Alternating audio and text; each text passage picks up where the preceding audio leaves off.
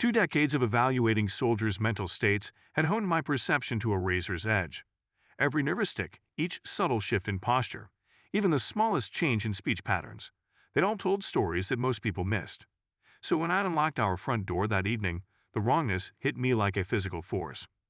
The VA hospital rarely released us early, but a quiet afternoon had left me with unexpected free time.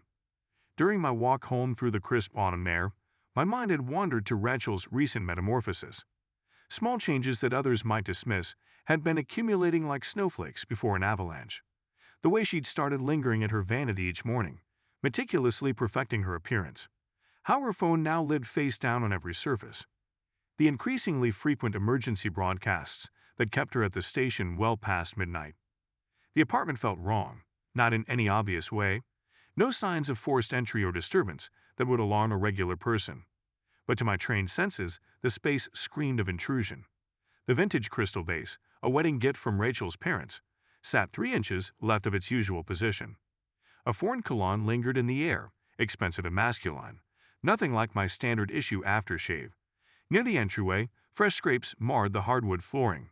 Someone had dragged their Italian leather sole with careless entitlement. Rachel was absent, anchoring the afternoon segment at Channel 8, where she'd risen to become the city's most recognized news personality. I drifted toward my home office, cataloging discrepancies with clinical detachment. On my mahogany desk, the City Hall Quarterly lay open to a spread featuring Director Harrison. The glossy photos showed him inaugurating various civic projects, his silver-streaked hair and tailored suits projecting authority. Beneath the magazine, Rachel's interview schedule revealed a pattern that turned my suspicions to certainty. Private meetings, late-night segments, extended editorial discussions, all with the same high-ranking city official. The leather of my chair creaked as I sank into it, feeling an Arctic chill spread through my chest. This wasn't the hot flash of betrayal that drives men to violence. No, this was something colder, more deliberate, a glacial rage that would carve valleys through our lives with methodical precision. I found myself staring at a photo from the station's Christmas gala. Rachel, resplendent in midnight blue silk, laughing at something Director Harrison had just whispered. Now I saw what I'd been blind to before. The intimate angle of their bodies, her fingers resting seconds too long on his sleeve, the heated undercurrent in their shared glances. The wall-mounted TV flickered to life, with practiced ease, muscle memory from countless evenings of supporting my wife's career. Rachel dominated the screen, her professional mask firmly in place. Perfect hair, calculated smile, voice pitched to that precise frequency of authoritative warmth that had made her the station's rising star. But my clinical gaze caught the first whispers of chemical disruption. Microscopic tremors in her manicured hands as she shuffled papers, a faint sheen across her forehead, pupils dilated beyond what the studio lighting warranted. From my coat pocket, I withdrew a small amber vial. The military's latest achievement in chemical persuasion, officially designated for enhanced interrogation of high-value targets. Unofficially, it had provided me with other possibilities. This morning's coffee had contained a minimal dose, a calibration test. Now I observed the results with the dispassionate interest of a researcher documenting a breakthrough. Turning to our headline story, Rachel's voice fractured mid-sentence. Her hand flew to her throat, manicured nails pressing into flesh. Panic bloomed across her features like spreading ink. Please excuse, somethings. Her eyes darted wildly around the studio, seeking escape from invisible threats. It manifested exactly as the trials had documented, acute anxiety escalating to full panic. The cameraman attempted to cut away, but the delay proved crucial. Thousands of viewers witnessed their beloved anchor's polished facade crumbling in real time. "They're here." The words tore from her throat as she clawed at her microphone. In every shadow, watching, waiting. Blind terror distorted her features as she lurched from her chair, sending it spinning. The feed cut to a car commercial mid-screen. I powered down the TV, satisfaction settling over me like a familiar blanket. Phase 1 had exceeded projected outcomes. A public breakdown provided the perfect foundation. Everyone would attribute it to professional stress, the pressures of media life. The toxicology angle wouldn't occur to anyone. In our gourmet kitchen, I began preparing the next stage with pharmaceutical precision. 1 drop of compound in her organic green tea, another in the imported mineral water she favored. A carefully measured dose in her probiotic supplement. Years of military research had instilled absolute precision. No traces, no margins for error, no evidence to find. My study contained a fresh notebook, its pages awaiting their dark purpose. The first spread documented compound combinations and dosages. The second detailed administration schedules broken down to 15-minute intervals. The third projected symptoms and psychological deteriorations, a scientific approach to systematic destruction. Emily, our 11-year-old, was spending the night at her grandmother's. I'd orchestrated that deliberately, knowing phase 1's aftermath might prove distressing. Children shouldn't witness their mother's psyche being methodically dismantled, at least not yet. The front door's electronic lock chimed. Rachel had returned. I tracked her movements, uneven footsteps on hardwood, ragged breathing patterns consistent with post-panic recovery. She would enter seeking comfort, and I would provide it with professional concern. Offer her carefully selected anxiolytics that would amplify the primary compound's effects. Express loving worry. Isn't that what devoted husbands do? Later, after the sedatives took hold, I would refine the next phase. My arsenal was complete. Advanced psychiatric training, unlimited access to experimental compounds, and intimate knowledge of human psychological vulnerabilities. Most crucially, I possessed the glacial patience of a man preparing to systematically dismantle a woman who thought she could simply erase a decades-long marriage from her life's narrative. Michael, something's happening to me. Rachel perched on our Egyptian cotton sheets, hands trembling around the chamomile tea I'd carefully prepared. Her French manicure caught the bedroom's recessed lighting as her fingers twitched. Yesterday's broadcast, it's all fog after the opening segment. I settled beside her, automatically assessing vital signs with practiced efficiency. Pulse elevated, but within anticipated parameters for this stage. Tell me more about what you remember. The teleprompter started normally then. She pressed her temples, smearing her carefully applied foundation. Everything blurs. I came to our master bath at 2 a.m., with no idea how I got there. Her breathing hitched. This morning, the production team kept asking about these bizarre emails I supposedly sent all night. But I never wrote them, Michael. I couldn't have. Wordlessly, I retrieved my phone, displaying the screenshots I'd methodically archived from her work account. Dozens of rambling messages time-stamped between 3 and 4 a.m. Paranoid accusations, elaborate conspiracy theories, disturbing confessions. The color drained from her already pale face. This can't be real. Her eyes darted across the screen, horror mounting. Shadows stalking me in the studio. Hidden messages in the teleprompter. Claims that someone's replacing the staff with duplicates. You need rest, I intervened, smoothly pocketing the phone. Tomorrow's interview with Senator Morrison is crucial. Take these and try to sleep. I offered the pills I'd selected, a potent blend that would amplify the compound already circulating in her system. She swallowed them without question. Perfect trust, the cornerstone of every successful manipulation. The sedative would ensure she reached optimal psychological vulnerability by morning's broadcast. Once her breathing settled into the deep rhythm of drug-induced sleep, I reviewed tomorrow's interview outline. The senator, live coverage, statewide audience. An ideal stage for our next act. Dawn brought chaos. Rachel careened through our walk-in closet, already unraveling. Where is it? I know I'm here. Her voice carried that edge of hysteria I'd calculated. My lucky blazer, the Navy Channel. It was right here. Sweetheart, you wore it yesterday, I reminded her gently, knowing she hadn't. The blazer was safely hidden in my office safe. Can you remember? No. Yes, I'm not. Her perfectly styled hair began falling loose as she clutched her head. Why can't I remember? The days are starting to blur together. From the station's control room, I watched her through high-definition monitors. My military credentials granted me unrestricted access. After her recent on-air episode, no one questioned my protected presence. The initial symptoms were right on schedule. Dilated pupils, micro-tremors, perspiration despite the climate-controlled studio. The interview began smoothly enough. Rachel maintained her professional veneer, though I noted the increasing frequency with which her gaze darted to empty corners. Senator Morrison droned about infrastructure initiatives, oblivious to his interviewer's deteriorating psychological state. Moving to your flagship project, she stopped abruptly, transfixed by something in the studio's shadows. Terror twisted her features. Ms. Carter. The senator leaned forward, concern crinkling his campaign-ready smile. Can you see them? Her voice quavered. They're in the corner. They're moving. The shadows are moving. Every camera swiveled toward the empty space. Dead air filled the studio. Oh God. She lurched up, overturning her chair. They're everywhere. They're coming for me. You're all part of it. The senator recoiled as she seized the water pitcher. hurling its contents at invisible pursuers. Security rushed forward, but the situation had already spiraled beyond control. "Don't touch me. I know what you really are." She backed away, wild-eyed. "You've replaced everyone. Where's the real senator? What have you done with my crew?" I observed her breakdown with clinical satisfaction. The compound combination had exceeded expectations. Paranoia, hallucinations, cognitive disintegration right on schedule. Later, in her private hospital room, she clung to my hand like a drowning woman. "Michael, help me. I'm losing my mind." "The shadows. They follow me? They whisper things." "Of course I'll help, darling." I stroked her hair while discreetly adjusting her IV drip. "I'm your husband. I'll always take care of you." She drifted into restless sleep as I documented observations in my research journal. The next phase would require stronger compounds.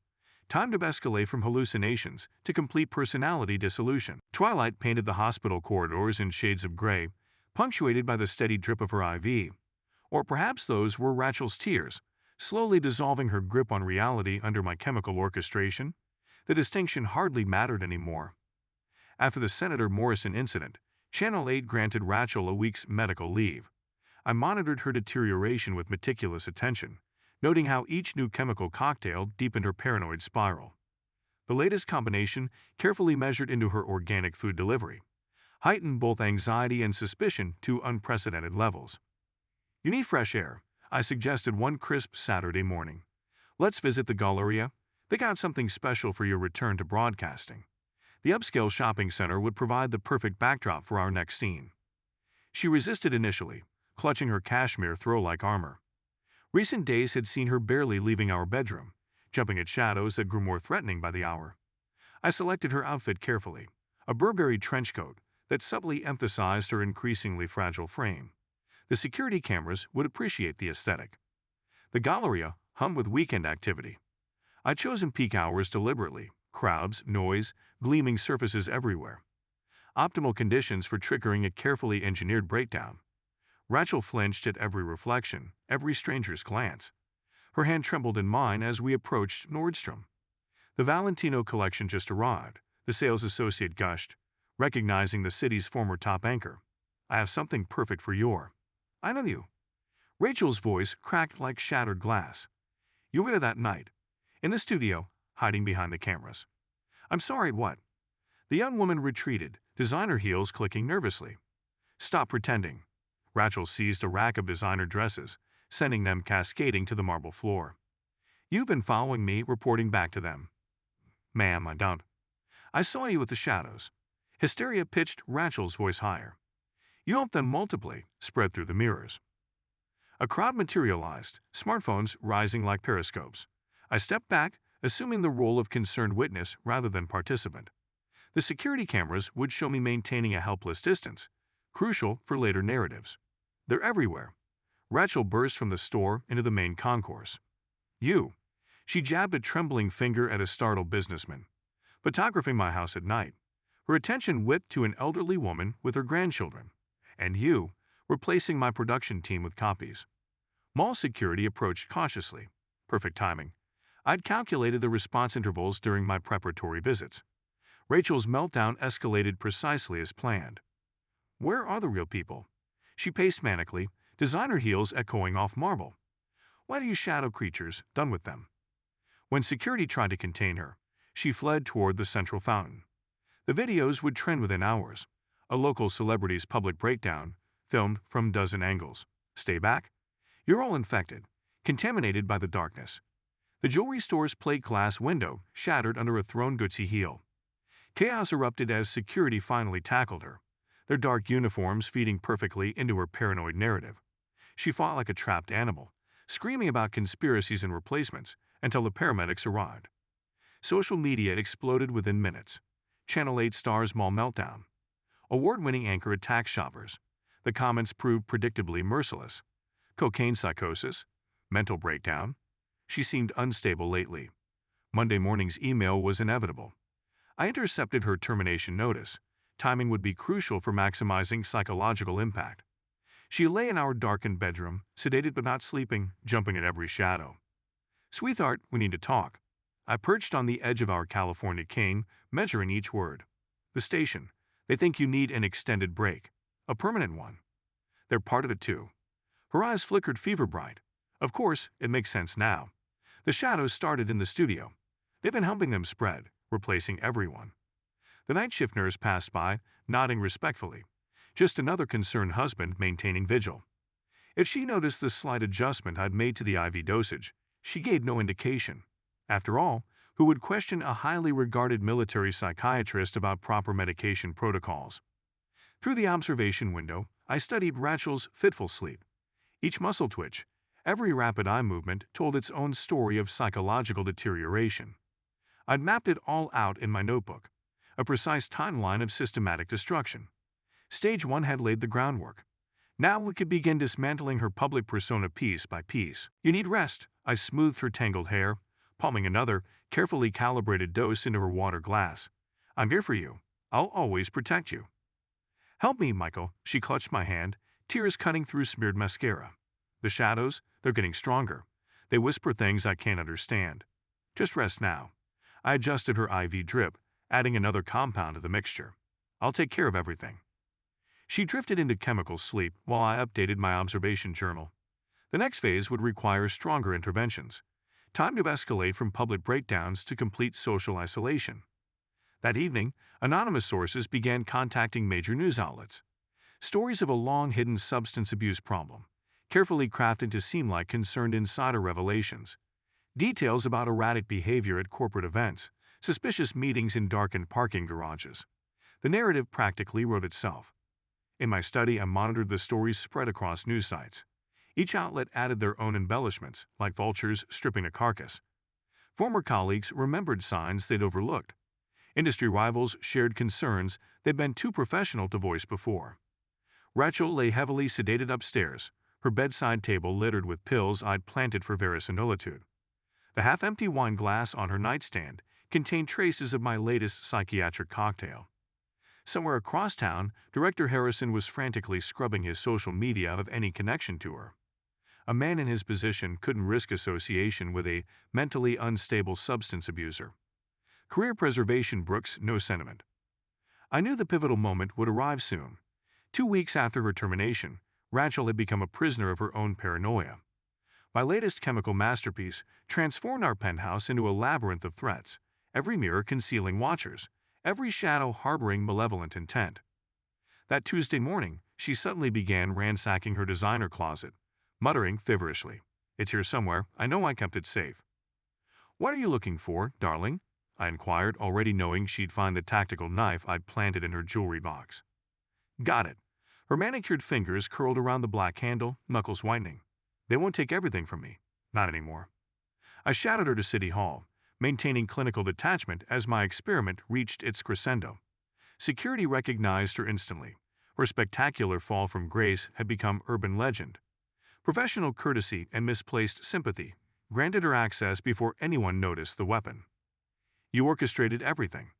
Her accusation echoed through Director Harrison's mahogany paneled office. "You and your shadow people." Harrison's carefully maintained composure shattered at the sight of the knife. "Rachel, what are you, guards?" "Silence," she advanced, designer heels clicking on Italian marble. "I figured it all out. My career, the rumors, these things following me. You engineered my destruction." The director backed behind his antique desk, genuine fear distorting his politician's mask. "Please, you're not well." "Don't patronize me," the knife slashed, parting fine Italian wool. "You worked with them, didn't you? Let them into the studio. Help them spread their influence." Security subdued her with practiced efficiency. The knife clattered across imported marble as she screamed about conspiracies, betrayal, and shadowy manipulators. Harrison immediately contacted his attorney, face flushed with righteous indignation. But Rachel wasn't finished. Breaking free from police custody during questioning, she raced toward Westbrook Academy, Emily's elite private school. I followed at a calculated distance, anticipating the scene's tragic potential. "Emily." Her voice shattered the manicured calm of the school's courtyard. "Baby, where are you?" "Mommy's here." The security guard moved to intercept. "Mrs. Carter, you can't." "Out of my way." She threw him aside with adrenaline-fueled strength. "Emily, we have to run, before they take you too." Teachers herded students into classrooms as chaos erupted. Through plate glass windows, I watched Emily shrink behind her homeroom teacher, horror distorting her young features. Rachel charged upstairs, desperation lending her speed. "Sweetheart," she burst into the classroom. "Quickly before they infect you too. The shadows are spreading." "Mom?" Emily pressed against the far wall, tears streaming. "You're scaring me." No time to explain. They've replaced everyone. Your teachers, the other children. We have to escape. She lunged for Emily's arm. Our daughter recoiled, sobbing. The teacher triggered the emergency alarm as Rachel ranted about doppelgangers and shadow creatures. Security's footsteps thundered down the hallway. The family court's burnished oak benches held only a handful of spectators. These proceedings rarely attracted attention. I sat ramrod straight in my tailored suit, feeling Emily's small hand trembling in mine as the judge methodically read her decision regarding parental rights. Each time her mother's name was mentioned, my daughter flinched as if dodging invisible blows. The psychiatric evaluation left no room for debate. Acute paranoid disorder with severe psychotic features, presenting immediate danger to self and others. The attempted assault on a public official, the school incident, and the violent episodes. Each carefully orchestrated step had built an airtight case. The court-appointed psychiatrist's testimony drew heavily from treatment protocols I'd subtly suggested to my colleagues. Emily wasn't required to attend, but I insisted, another calculated move in our elaborate dance of destruction. She needed to witness this final severing, to understand that her mother now existed only in past tense. Rachel's absence spoke volumes. Her current psychiatric state precluded her from leaving the secure ward, where my specialized treatment protocols kept her safely contained. I received regular updates on her condition. The new medications I'd recommended to the staff were systematically dismantling what remained of her psyche. She no longer raved about shadow creatures or conspiracies. Instead, she sat in the ward's bay window, staring vacantly at nothing, her once sharp mind lost in chemical fog. "Dad?" Emily tugged at my sleeve as we exited the courthouse, her voice small and uncertain. "Will Mom ever get better?" I studied her face, Rachel's stormy gray eyes, set in features that otherwise mirrored my own. Those eyes now held permanent shadows, trauma etched too deep for her 11 years. Fear of her own mother had become a constant companion, born from that terrifying day when Rachel tried to rescue her from imaginary threats. "No, sweetheart," I drew her close, breathing in the scent of her strawberry shampoo. "Some kinds of broken can't be fixed, but you're safe now. We'll build something new." At home, wing boxes waited like patient sentinels. I'd accepted a transfer to Walter Reed, a prestigious promotion that would conveniently distance us from whispered gossip and pitying glances.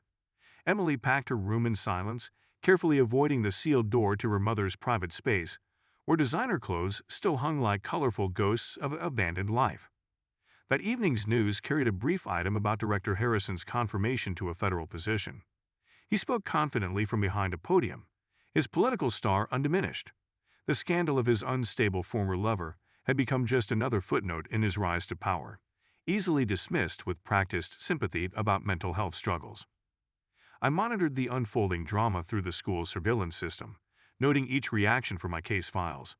Everything proceeded according to parameters, the perfect catalyst for what came next. That evening, police lights strobed across our building's limestone facade. Neighbors had reported screaming, shattering glass. They'd found Rachel surrounded by broken mirrors, convinced that shadow creatures used reflections to multiply. "Ma'am, put down the glass." Officers trained weapons on her bleeding hands. "Stay back." She brandished a mirror shard. "I see through your disguises. None of you are real." I stepped forward, medical credentials ready. "Officers, I'm Dr. Carter, Military Psychiatric Division. My wife needs immediate psychiatric commitment. I have the necessary paperwork." The ambulance arrived within minutes. Rachel fought the paramedics, screaming that we were all imposters, shadow creatures wearing human masks. The sedative injection was my personal formula, carefully calculated to ensure compliance. As they strapped her to the gurney, clarity flickered briefly in her eyes. She caught my gaze, recognition dawning like a final sunset. "Michael, why? What's happening to me?" "Don't worry, love." I squeezed her hand, watching the drugs take hold. "I'm a doctor. I'll make everything better." "Help me," she whispered as consciousness faded. "You promised to protect me."